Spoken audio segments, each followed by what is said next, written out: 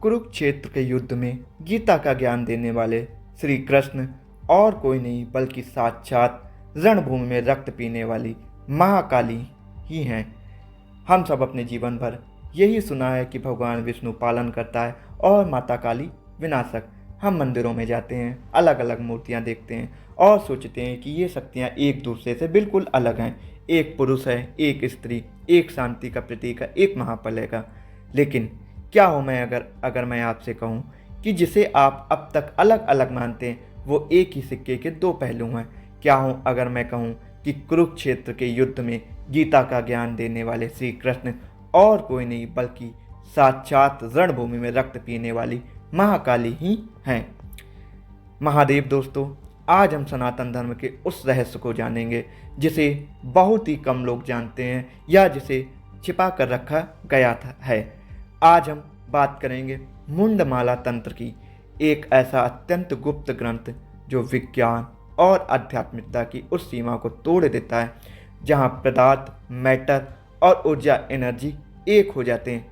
आज के इस वीडियो में हम जानेंगे कि कैसे विष्णु के 10 अवतार और माता की 10 महाविद्याएं असल में एक ही सुपर कॉन्शियसनेस का प्रकटीकरण है। वीडियो को अंत तक जरूर देखिएगा क्योंकि आज आपके सोचने का नजरिया पूरी तरह से बदलने वाला है। आधुनिक विज्ञान, विशेषकर क्वांटम फिजिक्स, आज हमें बताता है कि ऊर्जा और पदार्थ एक ही हैं। आइंस्टीन का सूत्र E=mc², यही प्रमाणित करता है। लेकिन हैरान करने वाली बात यह है कि हमारे तंत्र शास्त्रों में हजारों सालों पहले ही ये घोषणा कर दी थी। तंत्र दर्शन के अनुसार परम शिव या परम ब्रह्म जब स्थिर होते हैं तब वे निराकार हैं, लेकिन जब वे स्पंदन करते हैं तो वे शक्ति बन जाते हैं। जब ये परम तत्व एक स्त्री रूप में ब्रह्मांड को चलाता है तो हम उन्हें महाविद्या कहते हैं, और जब वही तत्व पृथ्वी पर धर्म की स्थापना के लिए पुरुष रूप में भौतिक शरीर, फिजिकल मैनिफेस्टेशन धारण करता है तो हम उन्हें विष्णु के अवतार कहते हैं। इस बात का आकाट प्रमाण हमें मुंडमाला तंत्र और टोडल तंत्र में मिलता है। आइए सुनते हैं वो आदि श्लोक जो इसे ब्रह्मांडीय तदात्म्य को सिद्ध करता है। कृष्णाष्ट कालिका साक्षात राम मूर्तिश्च तारिणी, वराहो भुवना प्रोक्ता नरसिंहो भैरवीश्वरी, धूमावती वामना सयात चिन्ना भृगकुलोद्भवा, कमला मत्स्य रूपा सयात कुर्मस्तु बगलामुखी, मातंगी बौद्ध इत्येषा षोडशी कल्की रूपणी। इस श्लोक में संपूर्ण सृष्टि का विज्ञान और मनोविज्ञान छिपा है। आइए अब एक एक करके इन 10 रहस्यों की गहराइयों में उतरते हैं और समझते हैं कि कैसे ये जोड़े एक ही ऊर्जा का प्रतिनिधित्व करते हैं। श्लोक कहता है कृष्णाष्ट कालिका साक्षात, अर्थात कृष्ण ही साक्षात काली हैं। इसे गहराई से समझिए। काल का अर्थ है समय और कृष्ण का अर्थ है काला। दोनों ही रंगहीन हैं, दोनों ही समय के नियंत्रक हैं। जैसे महाकाली रणभूमि में राक्षसों का संहार करती हैं, वैसे ही श्री कृष्ण कुरुक्षेत्र में अधर्मियों का विनाश सुनिश्चित करते हैं। दोनों ही परम स्वतंत्र हैं और माया के बंधनों से मुक्त हैं। कृष्ण का सुदर्शन चक्र काल चक्र का ही भौतिक रूप है। तारा और श्री राम, राम मूर्तिश्च तारिणी, माता तारा वे हैं जो भवसागर संसार के दुखों के समुद्र से तारती हैं, यानी पार लगाती हैं। भगवान राम का जीवन क्या है?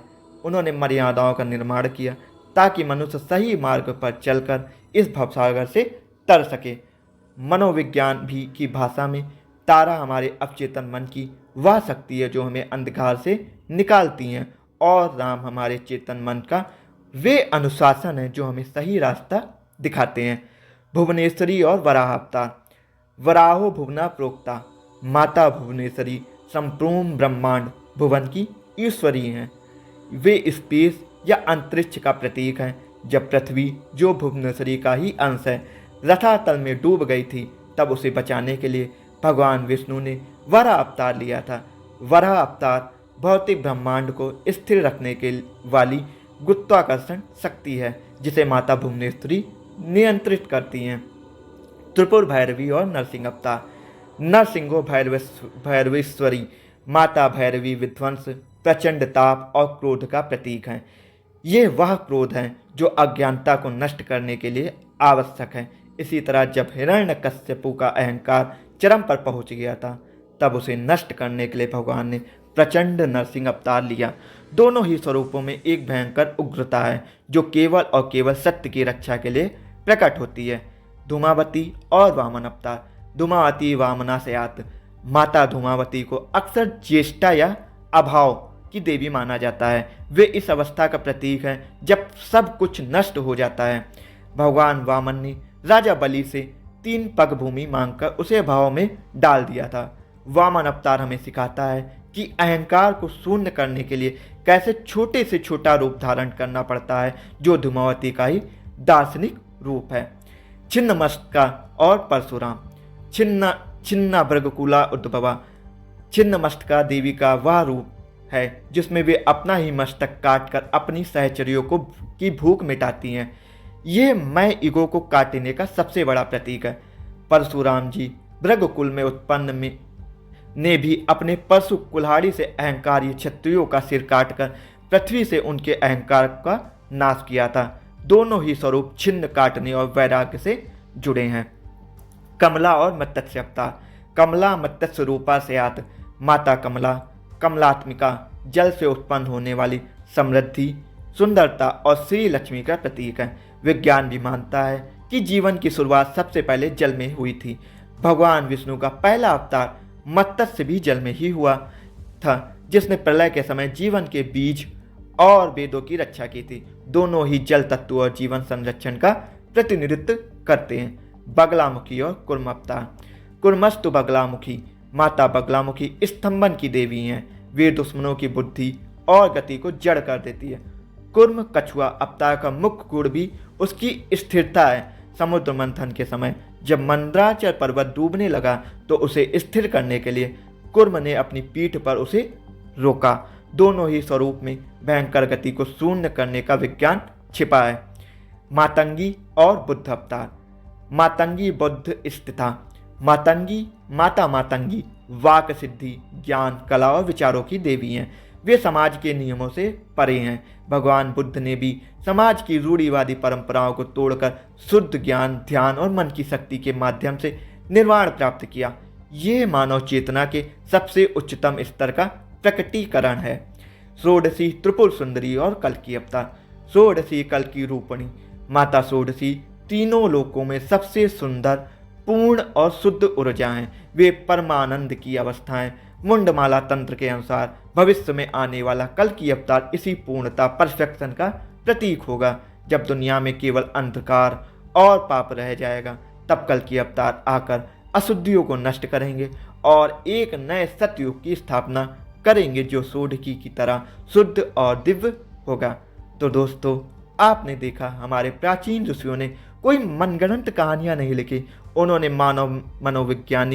मनोविज्ञान और ब्रह्मांड के गहरे रहस्यों को डिकोड किया था। जब ऊर्जा शक्ति को कार्य करना होता है तो वह विष्णु का अवतार बन जाती है। ये कोई चमत्कार नहीं है, बल्कि एक उच्च स्तरीय विज्ञान है। जैसे आधुनिक विज्ञान कहता है कि लाइट कभी वेव की तरह बर्ताव करती है और कभी पार्टिकल की तरह, ठीक वैसे ही परम ब्रह्म कभी निराकार महाविद्या के रूप में कार्य करते तो कभी साकार दशावतार के रूप में। हम अक्सर अपने धर्म को केवल कर्म कांडों तक सीमित कर देते हैं, लेकिन यदि हम इन तंत्र ग्रंथों और श्लोकों के पीछे का असली अर्थ समझें तो हमें पता चलेगा कि हम उस सनातन संस्कृति का हिस्सा हैं जिसने ब्रह्मांड के रहस्य को हजारों सालों पहले ही समझ लिया था। आज का ये गहरा सफर आपको कैसा लगा? क्या आपने कभी 10 अवतार और 10 महाविद्याओं के बीच इस वैज्ञानिक और तांत्रिक संबंध के बारे में सोचा था? कमेंट में ज़रूर बताएं। अगर आपको ये जानकारी अच्छी लगी हो तो इस वीडियो को अपने दोस्तों और अपने परिवार के साथ शेयर करें। और हाँ, अगर आप अभी तक रिलीजियस टॉक को सब्सक्राइब नहीं किया है तो तुरंत कर ले, क्योंकि हम ऐसे ही अनसुलझे रहस्य और प्राचीन विज्ञान के प्रमाण आपके सामने लाते रहेंगे। कमेंट में जय श्री कृष्ण या जय माता दी लिखकर हाजिरी जरूर लगाएं। हर हर महादेव।